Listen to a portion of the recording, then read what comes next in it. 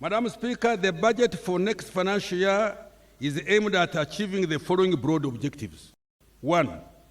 Urgent completion of key public investments with higher multiplier effects on the attainment of NDP 3 targets and the NRM 2021-2026 manifesto. 2. Enhance revenue mobilization and collections. 3. Full-scale operationalization of the parish development model.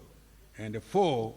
Enhance government efficiency and effectiveness through rationalization of public expenditure and the payroll and audit and so forth. Payroll audit and so forth. The key priorities funded to achieve these objectives are the following. 1. Boosting household incomes and micro enterprises. 2. Commercializing agriculture to enhance production and productivity and improve competitiveness of agricultural products. 3. Supporting private sector growth. 4. Investing in the people of Uganda. And I emphasize that one, investing in the people of Uganda. 5.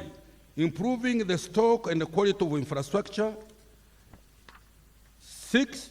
Expediting implementation of strategic interventions in innovation, research and development, and the mineral, oil, and the gas industry.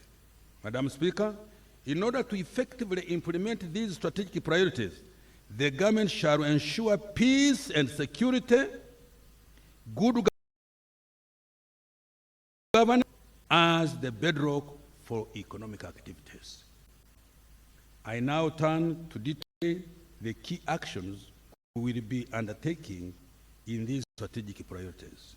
Download the app on App Store or Google Play Store now. Vision Digital Experience, the future of media.